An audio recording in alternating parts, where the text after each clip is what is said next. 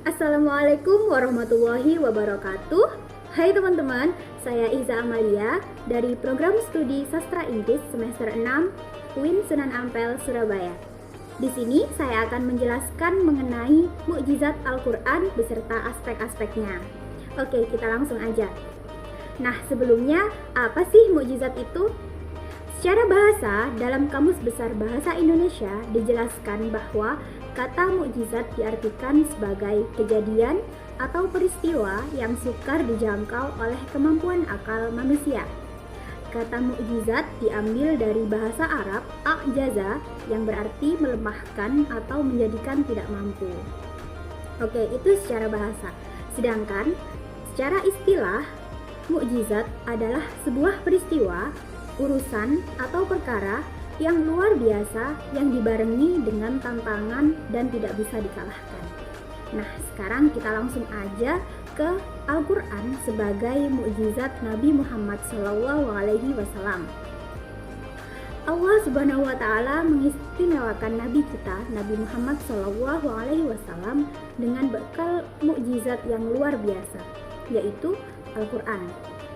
Ia adalah nur ilahi, wahyu samawi yang diletakkan ke dalam lubuk hati Nabi Muhammad SAW sebagai Quranan Arabian, atau bisa disebut dengan bacaan berbahasa Arab yang lemah lembut. Menurut Abdurrahman dalam jurnalnya yang berjudul Mukjizat Al-Quran dalam berbagai aspeknya, sampai saat ini tidak ada kesepakatan ulama menetapkan aspek-aspek kemukjizatan Al-Quran.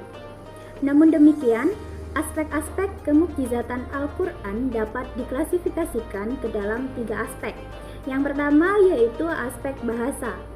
Yang kedua, aspek mengenai berita gaibnya.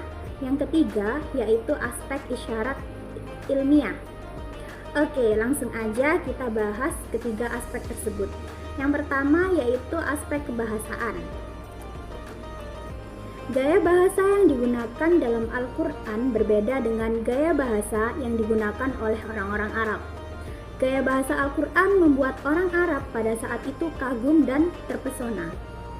Walaupun Al-Quran menggunakan bahasa Arab sebagai bahasa pengantarnya, namun di dalamnya juga terdapat sastra-sastra yang sangat baik, namun tidak mengurangi kandungannya yang mudah dipahami. Hal tersebut karena keistimewaan aspek gaya bahasa yang digunakan oleh Al-Quran. Bahkan, ada cerita yang mengatakan bahwa Umar bin Khattab masuk Islam karena mendengar indahnya petikan alunan ayat Al-Quran. Susunan Al-Quran tidak dapat disamakan oleh karya sebaik apapun. Menurut Muhammad Abdullah Daras, jika diperhatikan secara seksama dalam Al-Quran, banyak terdapat rahasia kemukjizatannya dari segi bahasa. Hal itu terlihat dari keteraturan bunyinya yang indah melalui nada-nada ayat-ayat dan hurufnya. Oke, sekarang kita akan beralih ke aspek yang kedua, yaitu aspek berita gaib. Dalam aspek ini terbagi menjadi 2 masa. Yang pertama yaitu masa lampau dan yang kedua yaitu masa mendatang. Yang pertama, berita gaib masa lampau. Salah satu kekuatan Al-Quran yang sekaligus menjadi mukjizatnya adalah pemaparan kisah-kisah lama yang sudah tidak hidup lagi dalam cerita-cerita masyarakat Arab saat itu, dan tidak mungkin akan ditemukan secara keseluruhan dalam kajian-kajian kesejarahan. Informasi Al-Quran tentang kejadian lampau cukup banyak yang semuanya akan menunjukkan betapa mustahilnya ilmu tersebut berasal dari diri Nabi Muhammad SAW sendiri. Yang kedua yaitu berita gaib masa mendatang. Di samping menyangkut peristiwa-peristiwa masa lampau, Al-Quran juga mengungkapkan peristiwa-peristiwa yang akan terjadi baik di dunia maupun di akhirat. Peristiwa-peristiwa itu digambarkan dalam Al-Quran melalui sejarah-sejarah yang sudah terbukti. Oke, selanjutnya yaitu aspek yang ketiga mengenai aspek isyarat ilmiah.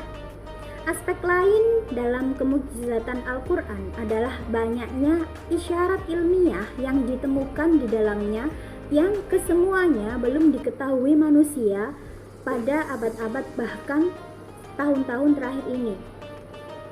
Isyarat-isyarat ilmiah itu dapat dilihat dalam beberapa bidang ilmu pengetahuan. Misalnya dalam bidang ilmu astronomi yang mengeksplor asal-usul terbentuknya alam seperti dalam penjelasan teori Big Bang, atau tentang pembahasan tentang bentuk bulat oval bumi atau yang disebut geospherical. Selanjutnya yaitu bidang ilmu geologi yang membahas bagaimana gunung-gunung berdiri tegak dan pembahasan yang lainnya. Jadi teman-teman, dapat kita simpulkan bahwa Al-Quran merupakan mukjizat terbesar yang diberikan kepada Nabi Muhammad SAW. Dan dalam Al-Quran sendiri terdapat mukjizatnya, yaitu kemukjizatan Al-Quran yang dapat dilihat dari beberapa aspek, yaitu ada 3. Yang pertama, aspek bahasaan, aspek berita-berita gaib, dan yang terakhir, aspek isyarat ilmiah.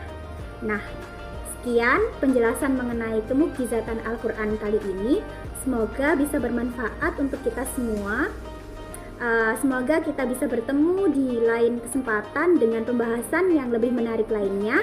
Jangan lupa like, share, dan beri komen yang positif untuk video ini. Terima kasih. Wassalamualaikum warahmatullahi wabarakatuh.